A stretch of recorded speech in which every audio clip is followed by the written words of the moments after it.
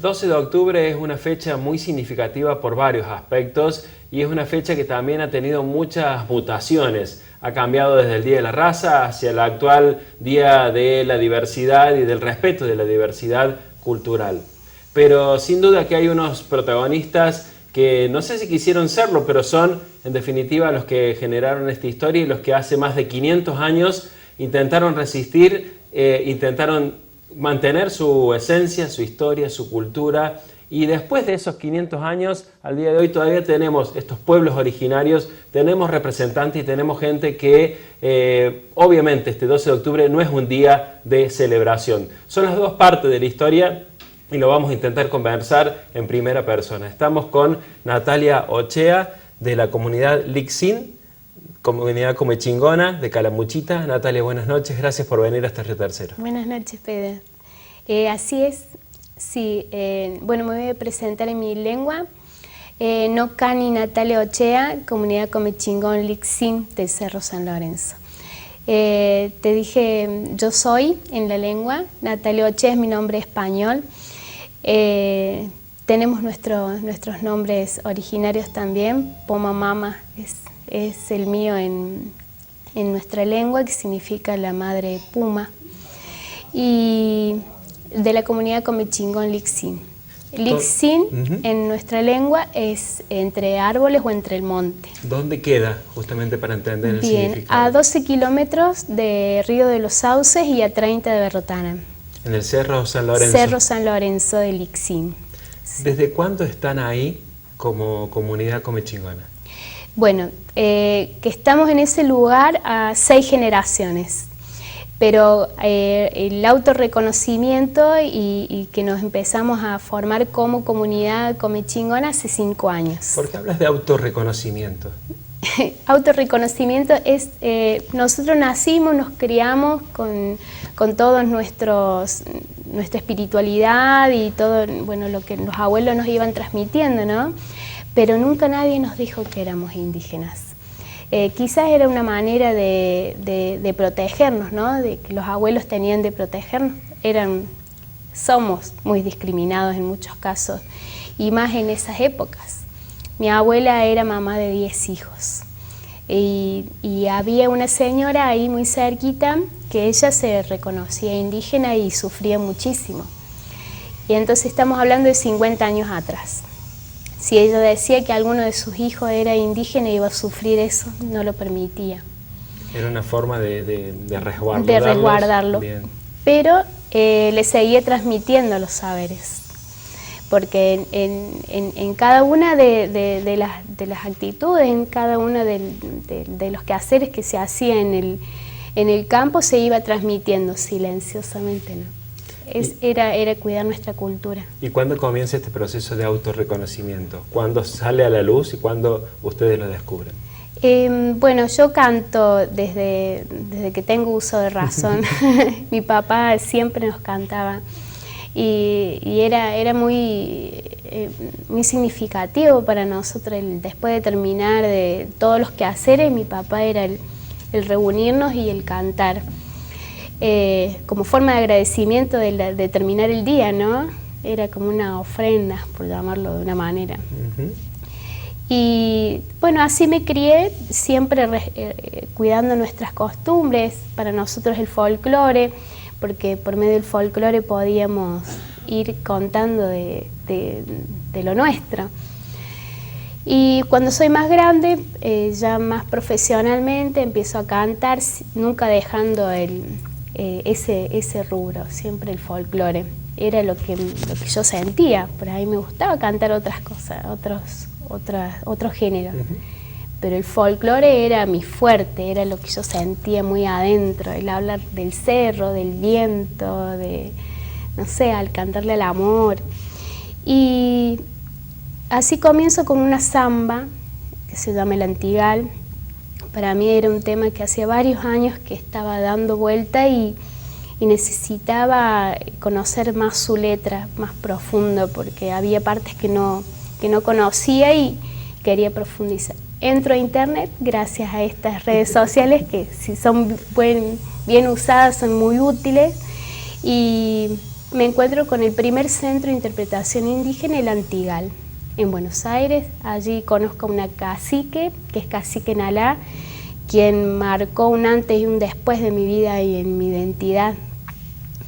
Y Cacique Nalá, bueno, me comenta de lo que significa el Antigal, me presento al Precosquín, gano el Precosquín ese año, y ella quiere que vayamos a representarlos a Buenos Aires, a San Pedro, en Varadero. Fue un año de mucha revolución. Sí, emocionalmente fue muy fuerte. Porque ibas descubriendo tus raíces a medida que ibas confirmando muchas cosas, sí, me imagino. Sí, cuando llegué al Antigal, que nos quedamos todo un fin de semana con ella compartiendo, allí es donde empezamos a hablar y a profundizar, y donde se empezaron a movilizar un montón de cosas muy adentro mío. Me pregunta qué es lo que hacíamos en el campo, qué costumbres teníamos, y bueno, el fogón entre el 21 y el 24 de junio para nosotros es un fogón muy importante.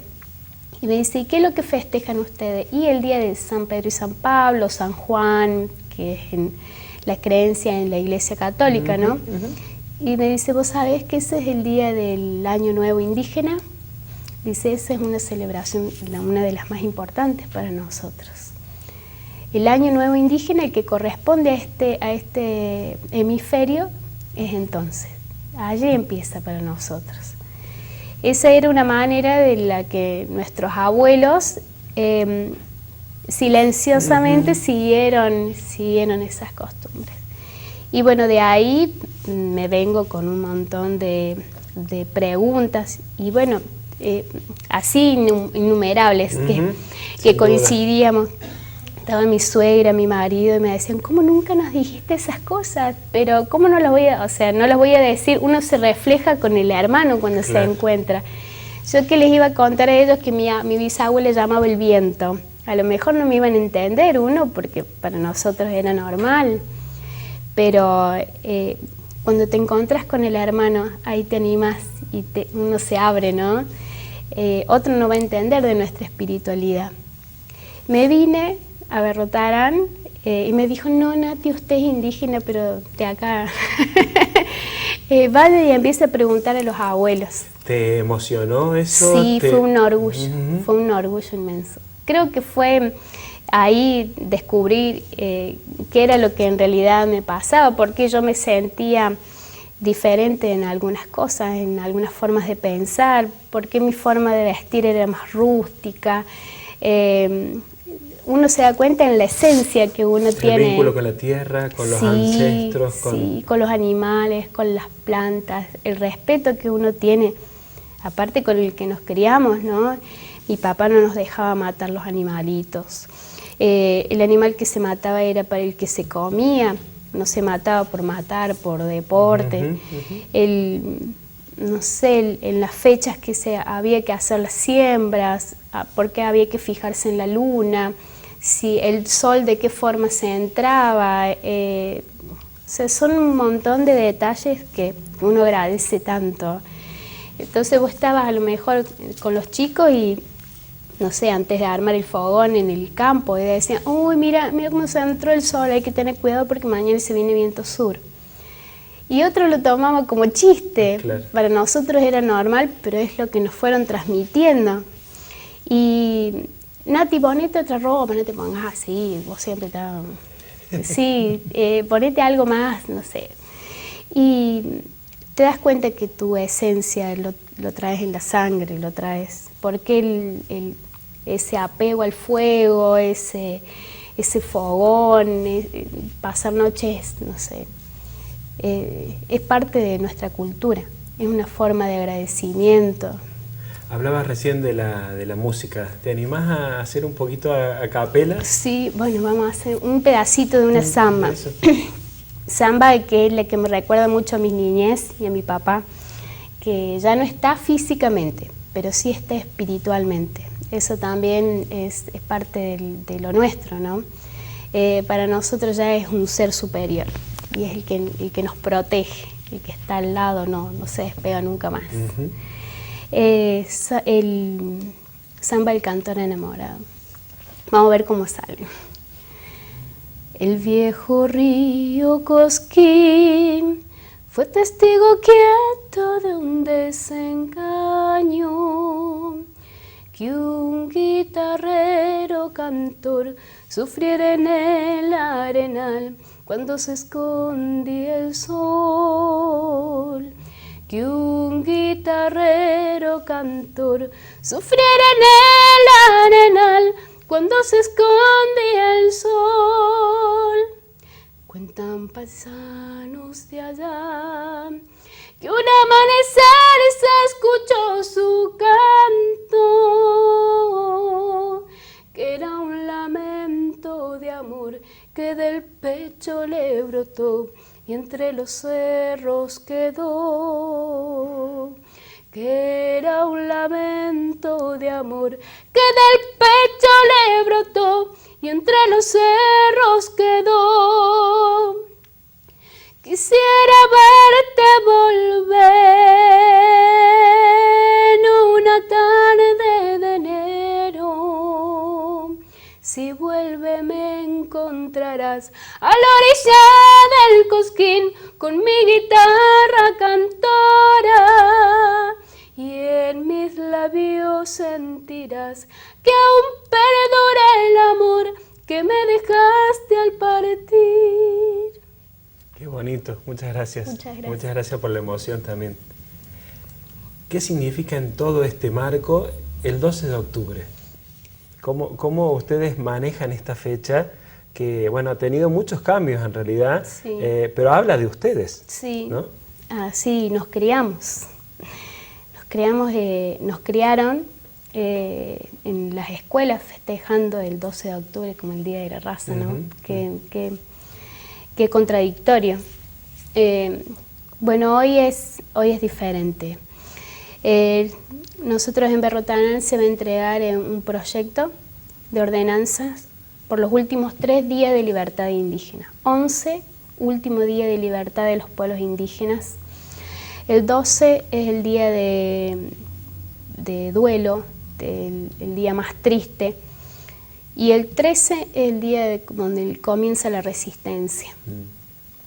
Así que día para reflexionar, para también agradecer para los que están a nuestro lado, porque más allá tenemos muchos hermanos que están peleando y a nuestro lado, y nosotros como jóvenes aprendiendo de nuestros grandes líderes.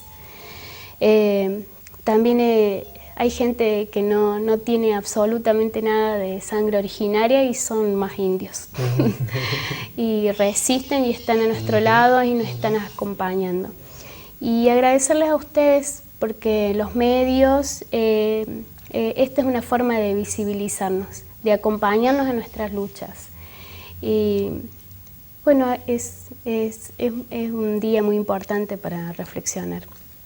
¿Coinciden en esta mirada de reconciliación, de encuentro de culturas? No fue un encuentro de culturas, para nada. No. Fue... es una frase hecha, ¿no? Pero nos vinieron a saquear, así. Ellos creían que nosotros, no sé, no teníamos cultura y somos pueblos, naciones indígenas, con espiritualidad propia, con lengua propia, con territorio propio, con organización política propia. Teníamos todo, o sea, lo que no se entendía era por qué teníamos tanto, no se explotaban las tierras, y uno lo ve a la tierra o el territorio desde otra manera, o sea, es otra la vista. El territorio no es el lugar que hay que explotar para sacar todo lo más que se pueda. Es nuestro lugar espiritual. Para nosotros existe el protector del monte, al que hay que pedirle permiso, el que protege los pájaros, el que protege los árboles. Para nosotros es espiritual ese lugar, son sagrados. Sí se puede también cosechar sin tener que terminar con todo, ¿no? Y esa era la mirada del que venía de afuera. Voy un poquito más allá. ¿Tienen venganza? ¿Tienen rencor? ¿Tienen...? No, es dolor. Es dolor. Es dolor. pero no es venganza, es dolor por no haber entendido nuestra cultura. Lo importante es que hoy se empiece a cambiar, ¿no? Que estamos a tiempo todavía. Así que bueno, tenemos como esa esperanza. Está bueno de que no nos sigan invisibilizando, aunque todavía hoy pase.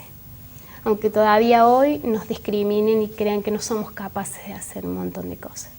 Que nos sigan creyendo que somos menos y que no tenemos el derecho. Y por suerte hoy hay legislación y tenemos derechos y eso es lo que nosotros estamos aprendiendo, a defendernos gracias a esos derechos. Y que noten, que se den cuenta que nosotros sí somos capaces de crear nuestros proyectos propios, también de que ellos vean, ¿no? Que empiecen a conocer un poco nuestra espiritualidad, que no nos invisibilicen, sino que compartan con nosotros, que trabajen con nosotros. Hay mucha gente que viene y dice, sí, porque nosotros vamos a trabajar para los pueblos originarios. No, trabajen con nosotros, porque de esa manera ellos van a aprender de nosotros y nosotros vamos a aprender de ellos. Esto es, y trasciende del color de piel, ¿no? Porque no pasa por el color de la piel que tengamos, es más profundo. Tienen amenazas constantes también hacia la tierra. Sí. Lo que vos decías recién, la tierra cuando se ve como un bien con un valor muy alto, y en la zona en la que están ustedes han tenido distintas situaciones en las que han tenido que resistir, sí, recientes. 2 años seguidos. Hace como 2 años atrás, el primer intento de usurpación, y el año pasado fue el más fuerte, el más significativo para nosotros, porque llegamos al lugar, había candados, carteles de propiedad privada. De un día para el otro. De un día para el otro, un fin de semana al otro, porque nosotros estamos hoy viviendo en Berrotarán, pero cuando llegamos al territorio con carteles, nos habían roto nuestra casita de adobe, que para nosotros tiene un valor impresionante. Robaron lo que teníamos adentro, que se estaba arreglando, material, con carteles, propiedad privada, no pasar, como una burla. Se hizo todas las denuncias, pero la policía nos decía, no pueden dejar el lugar. Si alguien viene y se queda adentro, es todo un proceso, porque hoy lamentablemente tenemos la justicia muy lenta, y hasta que ustedes demuestren de que ese lugar, pero ¿cómo no vamos a demostrar? Hace 6 generaciones que están ahí. Sí, y los vecinos que están en la sierra, somos todos parientes, terminamos siendo parientes todos, somos todos del mismo linaje. Y entonces eso llevó a que mi papá, él cae muy enfermo, estaba internado y desesperado, él se sentía acorralado. Y cuando le dan el alta, él se va con mi mamá. Esa casita de adobe le faltaba mucho, o sea, estamos arreglándola, tiene más de 100 años. Y él pasa frío, viene y tiene una recaída y tiene una neumonía. Mi papá se va.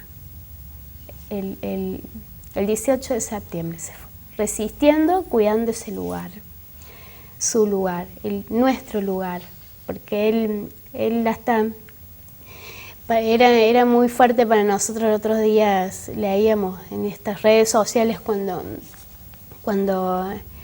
recordábamos ese día, y por ahí Facebook te trae esos recuerdos, ¿no?